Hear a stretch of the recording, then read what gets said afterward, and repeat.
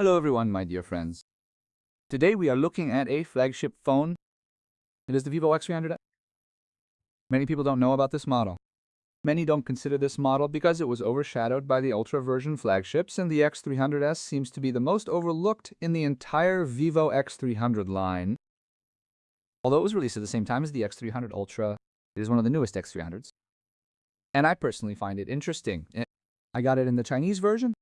It isn't sold here officially, only the Chinese version, shipping from China. But there are no problems with that. It can be set up just fine, everything works, and you can use this phone.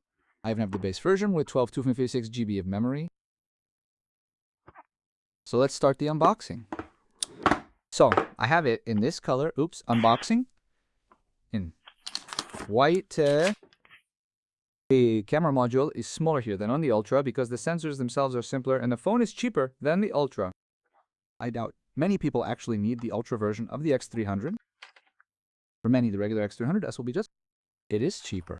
The case matches the phone's color, also a sort of gray-white color. A 90W power adapter, an original VIVO.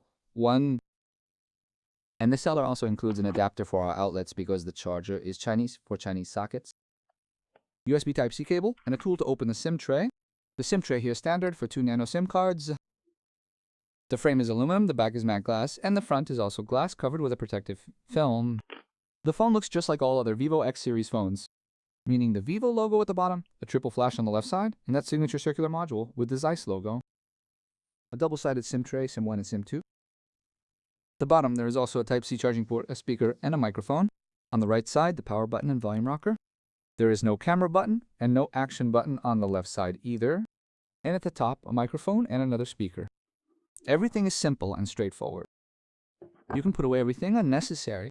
The packaging for Chinese phones is excellent, I think, for flagship phones. Everything you need is included. You only need to buy headphones.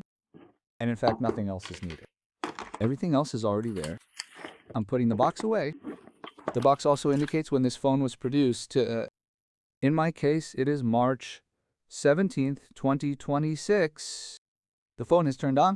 And why do I think many people will buy it? Because it is equipped with a powerful processor. A truly powerful processor, and the phone works very fast. But now, let's take a short break. Just recently, I was testing a processor under heavy loads, and it reminded me of my school days. Remember that feeling in 8th or 9th grade when exam prep starts, homework piles up, and teachers pressure you, saying you'll fail, that you should only focus on studies, and it all weighs on you, making everything so difficult? You literally start to overheat and throttle, just like a computer processor.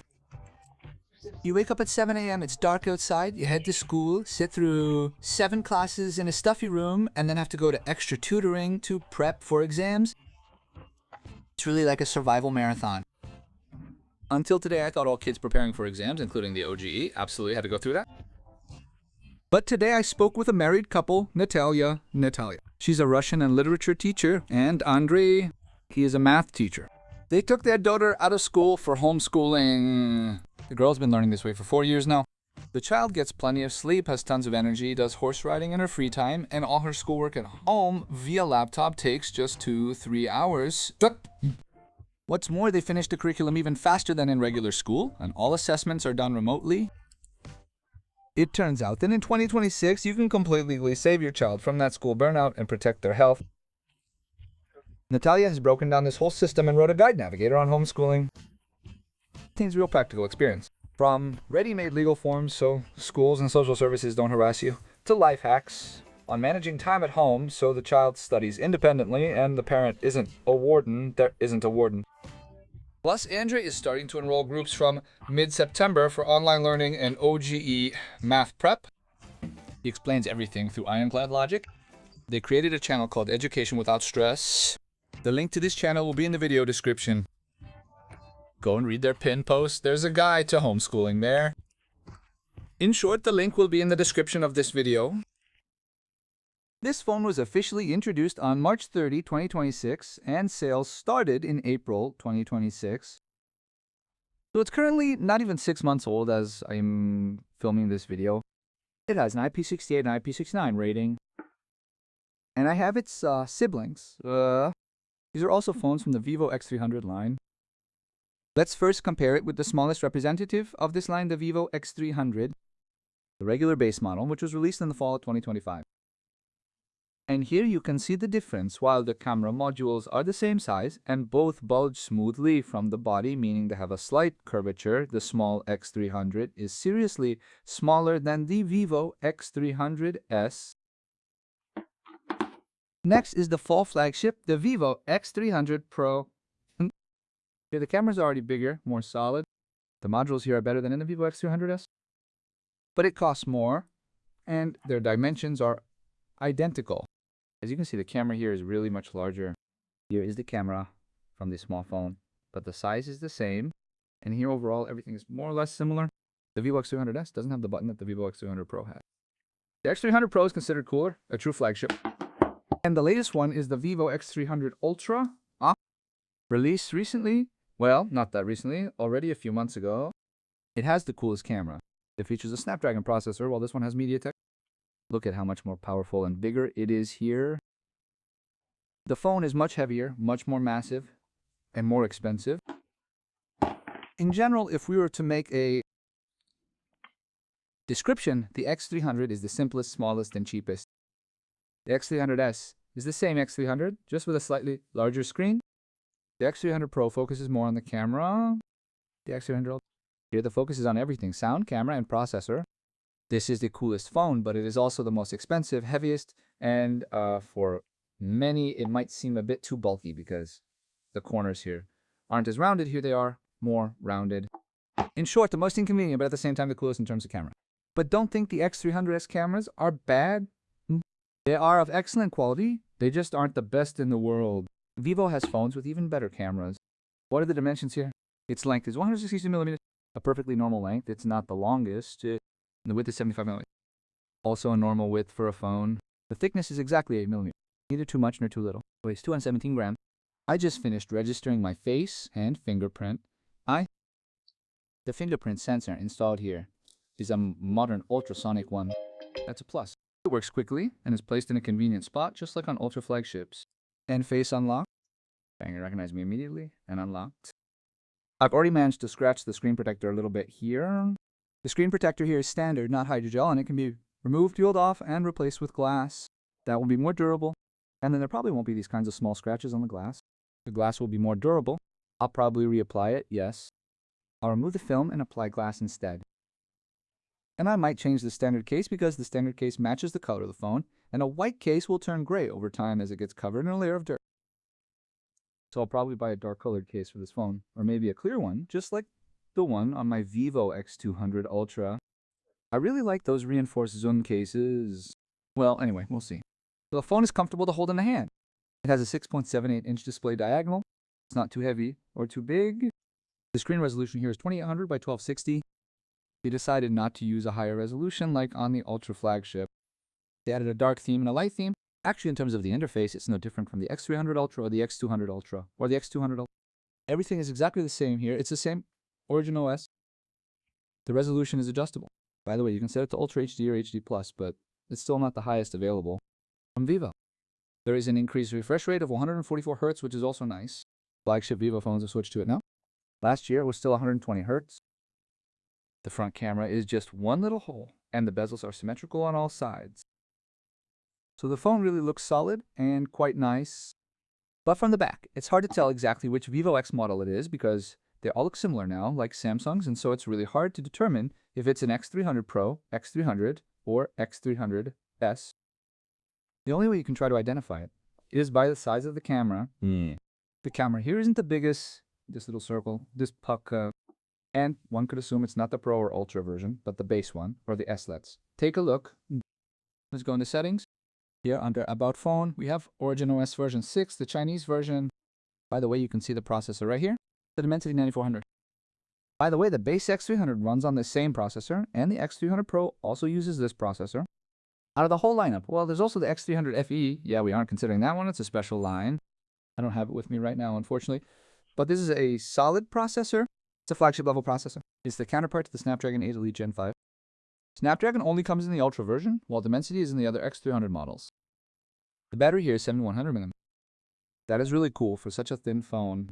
8mm stick and a 7100 battery. And the Android version, of course, is 16. They promise 4 years of updates. I hope they keep their promise, and it will work well for 4 years and keep receiving fresh new updates.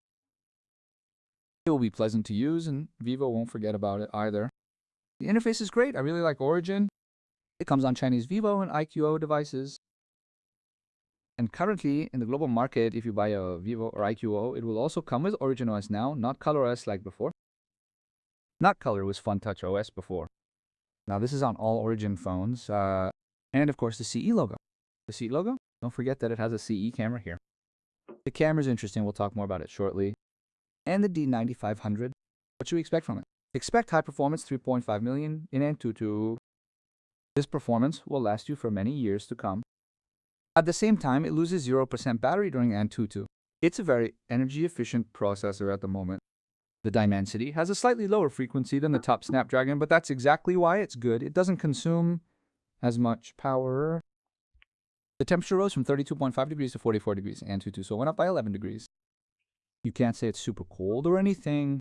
No, it's hot, like all flagship processors, but not ultra hot. But the throttling was an unpleasant surprise. Throttling here is about 50%, no, 40%.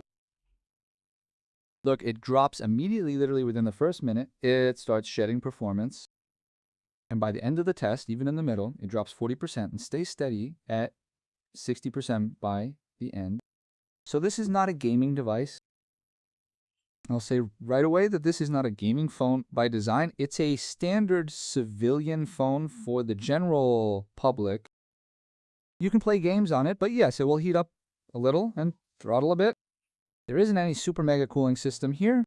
Obviously, you can buy an additional active cooling fan if you're a gamer, or you can just not push it too hard and play regular games on medium graphics. So there you go. Unfortunately, there is significant throttling here. Geekbench 2200 in single core and 8200 in multi-core mode. And now onto the photo. I will show you how it takes pictures as well. It has a 10-point multi-touch display. NFC is here too, naturally. A1 SD bench. Let's see how fast the memory is. Overall, it should be equipped with the fastest memory currently available, UFS 4.1, according to the manufacturer. The same as the VIVO X300 Pro and the VIVO X300 Ultra. And actually this phone, oops, I accidentally exited.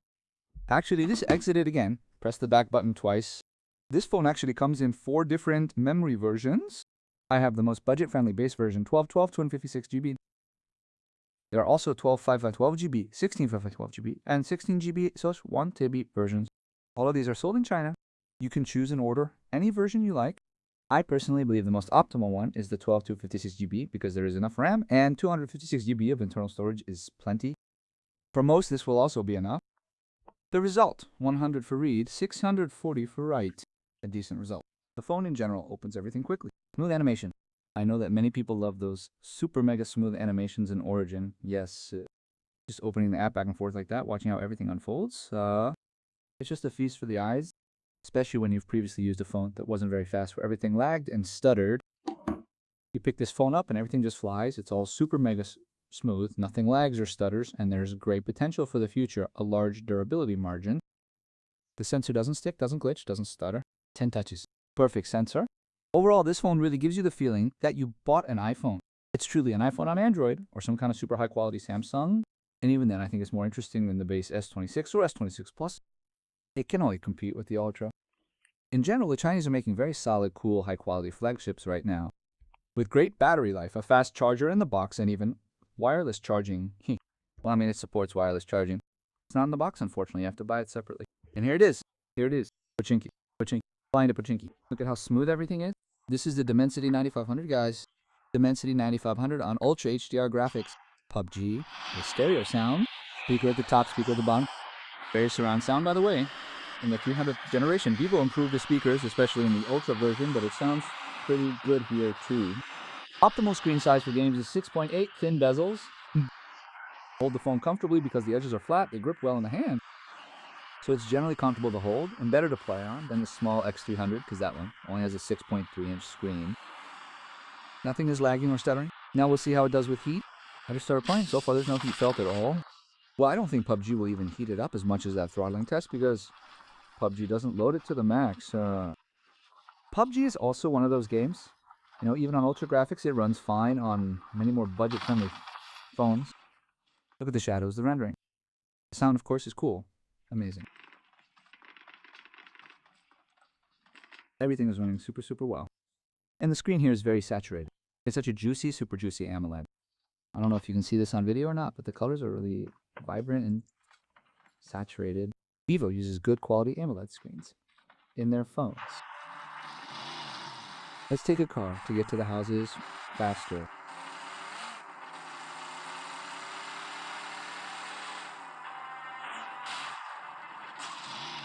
Fast a little bit. All right, where is the first opponent? Who's where?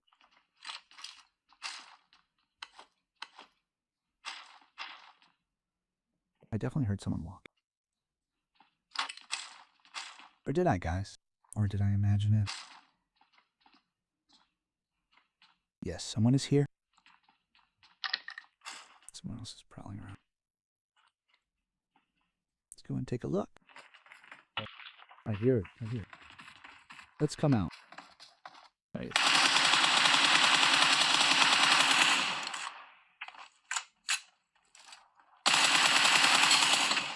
And there's someone else too.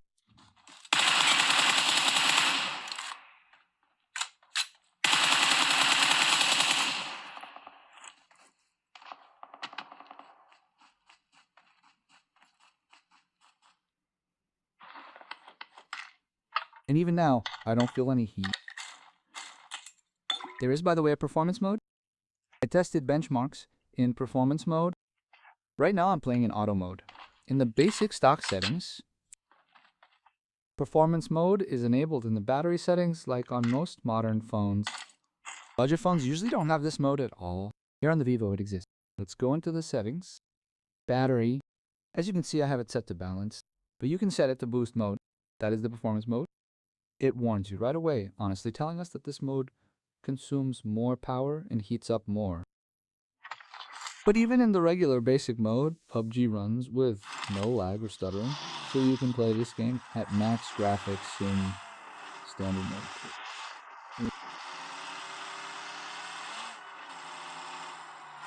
Alright, let's step on it. Step on the gas. I'm driving a convertible, one like this. Look at this interesting ride. Whoa, whoa, whoa. I got a bit distracted. Oh, what a drift. Maybe we should switch to this one. This one will probably be faster. No. Its paint is fresher. Oh, the engine sounds different somehow. No, I think it's even slower. And the steering is stiff. No, this car turned out to be slower.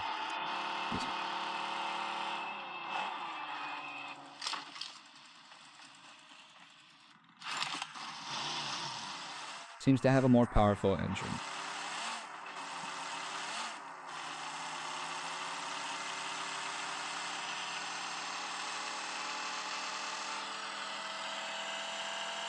Now guys, regarding the camera, all the cameras here are exactly the same as in the VIVO X300 released half a year ago, or rather almost a year ago. What half a year was in the fall of 2025. 200 megapixels, the main one is Samsung, sensor size 1.4. Not the smallest but not the largest, and an f1.7 aperture. It has OIS. The standard focal length is 23mm. The second camera is a 3x periscope, sensor size 1195. It's a decent periscope. It has 50 megapixel resolution and an f2.6 aperture. And the ultra-wide, 119-degree field of view, 50 megapixels, sensor size 1/2 to 176, the smallest of the three modules. And the front camera has 50 megapixel resolution, fu aperture, a 1/2.76 sensor size, and autofocus. The front camera is actually the same as on the Ultra. And I noticed that this phone, unlike the Ultra and the Pro, seems to produce more saturated colors. But the quality is mind-blowing. Very sharp photos. Look at the detail. I just took a selfie with the front camera just a couple of seconds ago. Just check it out. It processes perfectly. Look at that quality. You can look at it like under a microscope. That's just the front camera. It's not even the main camera. Imagine if we also included a 200 megapixel main camera. I'll take a photo. I've already been taking photos with this phone. This is 200 megapixels. Processing that, optimizing the image. It's a bit blurry for now, but look there, it's all processed. You can even see tiny blood vessels on the nose here, every hair. Look, the detail is just gorgeous, I'll tell you. I took this outside with the flash in portrait mode, meaning in total darkness, it blurred the background. The result is this photo here. I'm looking at the phone because it turned on the flash. I was a bit surprised.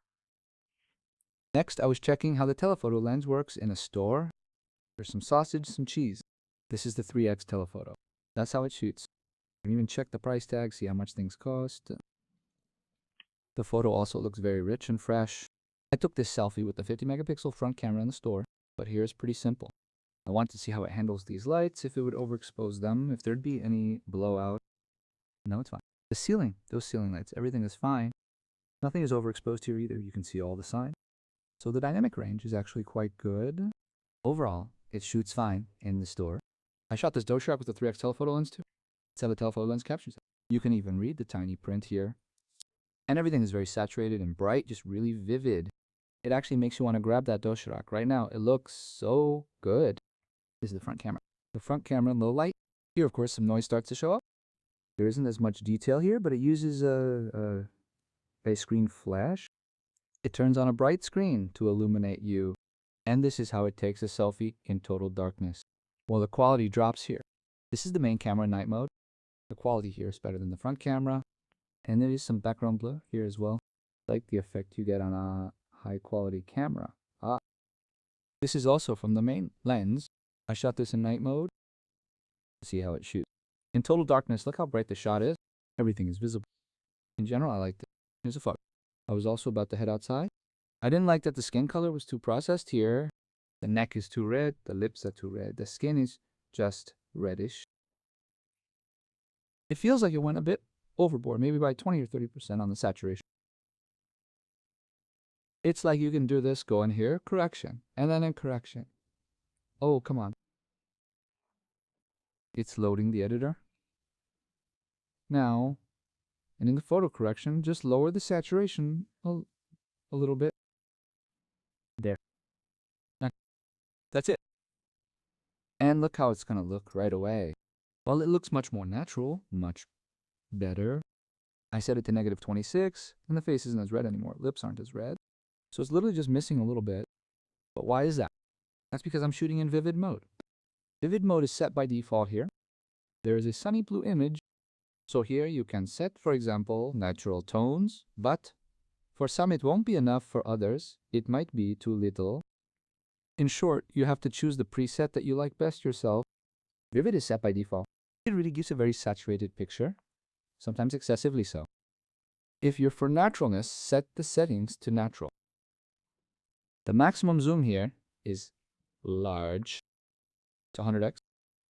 Well, at 100x, the neural network kicks in, of course. At this point, you can consider the processing is handled by the neural network. Let me take a picture of the letters now. I'll show you what it will look like. And in principle, is visible even without the neural network, but now it will make them even more readable. See, I outlined them, made them sharper. So you can take photos at 100x.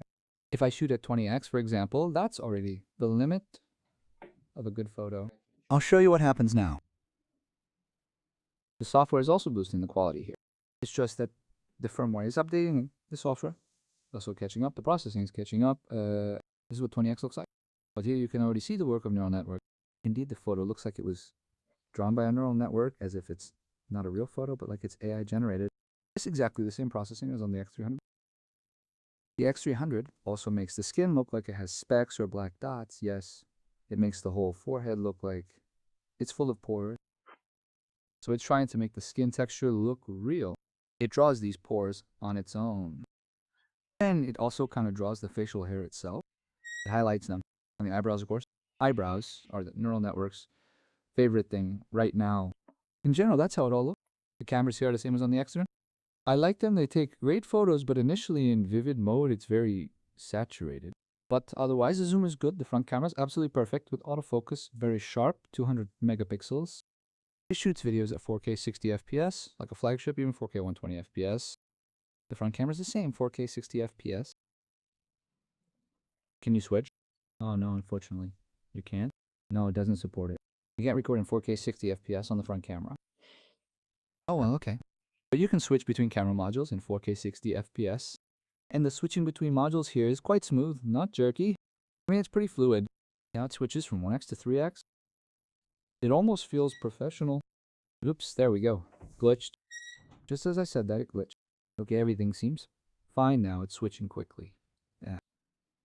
Overall, the camera is top notch. It's a solid 4 plus or even a 5 minus. Well, on a 100-point scale, it's probably around 87, 88 points, while the 100-point score would go to the Oppo Find X7 Ultra or the Vivo X200 Ultra. Those two phones. But this one probably around 88 points. Battery life is 7100 mAh with 40W wireless charging and supports 90W wired charging. What can I say? It can easily last a day and a half, maybe even 2 full days. You can check the battery health, but it usually just shows the maximum capacity. Based on my experience over a whole year, my similar VIVO phone, the X200 Ultra, only lost 3% a year.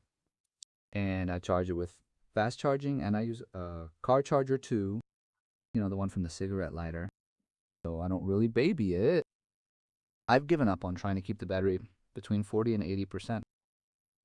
No, I just plug it in it at night, leave it charging all night, wake up, and drain it to 0 by the end of the day. So it drains completely every day. And I charge it every day and it only dropped 3%. How much wear will this phone have? Well, I think if you use the phone actively, and I use it very actively, it will also be around 2 or 3% battery wear per year, but right now it says 100%. There is bypass charging here. Oh, it's showing the area. Here's the bypass charge. What was I going to say? And there's the wireless charging area. It just shows where it's located, so you know where to place the phone on a wireless charger. Usually, you just put the phone down, and that's it. It detects it automatically. There. So you can charge it via wire wirelessly with a slow charger with the fast charger included in the box. And you can charge other devices from this phone. And the battery life here is one of the best in its class. Now for maximum volume, an assessment of how the speakers sound. Stereo.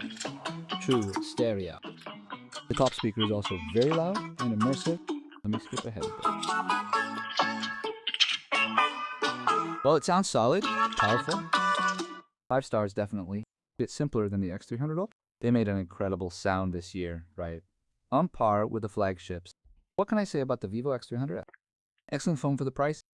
The cameras are a bit simpler than the Ultra or Pro, but the flagship selfie camera is the same as the Ultras with 50 megapixel autofocus, taking amazing photos.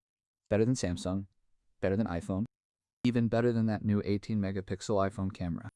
It records 4K 60 FPS video on both the rear and front cameras. On the rear, you can even record 4K 120.